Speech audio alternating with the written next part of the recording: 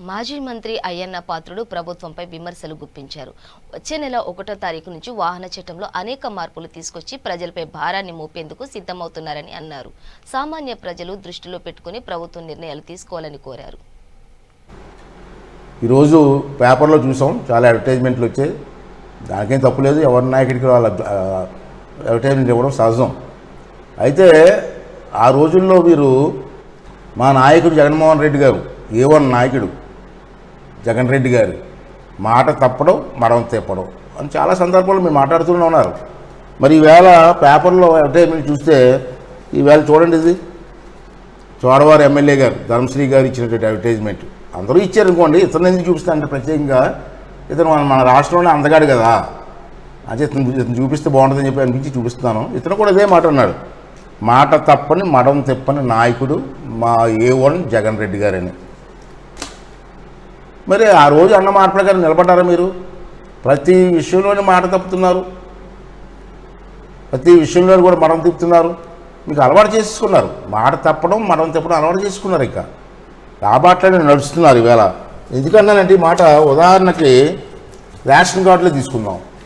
Ration card తీసుకుంటే ఆ రోజు చంద్రబాబు నాయుడు గారి టైంలో 1,52,70,230 మందికి మీరు రేషన్ కార్డుల ద్వారా బియ్యం సప్లై చేసిన సంగతి, రేషన్ సప్లై చేసి మీ అందరికీ తెలుసు. ఇప్పుడు దాన్ని మీరు ఏం చేశారంటే 8,43,000 కార్డులు రద్దు చేశారు. ఏదో కారణం చూపించి డబ్బులు ఉన్నవాడనో భూములు ఉన్నవాడనో తీసేశారు. ఇప్పుడు ఆ రోజేమో ఎక్కువ ఇస్తాం, 16 లక్షల కార్డులు ఎక్స్ట్రా ఇస్తామని చెప్పి మీరు మరి మాట తప్పలేదా మడం తప్పలేదా చెప్పి ఈ సందర్భంలో మనం చేస్తున్నాను. రెండవది ఏంటంటే అమ్మ ఒడి కార్యక్రమం. అమ్మ ఒడి కార్యక్రమాలు కూడా తల్లులందరికీ కూడా అమ్మ ఒడి కార్యక్రమం అమలు చేస్తాం అని గొప్పగా చెప్పారు. అందరూ కూడా అమ్మమ్మ వచ్చేస్తుందని చెప్పి సంతోషించారు. మళ్ళీ వాళ్ళు దగా చేస్తున్నారు. ఈవేళ మీరు గత సంవత్సరం మీరు ఇచ్చిన ఎంతమంది 43,54,000 మందికి ఇచ్చారు, ఇది అమలు చేస్తున్నారు. గవర్నమెంట్ ఇది. అలాగే సెల్ ఫోన్ పెట్టుకొని డ్రైవింగ్ చేయడం, అది కూడా తప్పే కాదలేదు, దాన్ని కూడా అరికట్టాలి మనం. దానికి ఆ టైంలో ఏం చేసామంటే 535 రూపాయలు పెనాల్టీ వేసాం చంద్రబాబు గారి టైంలో.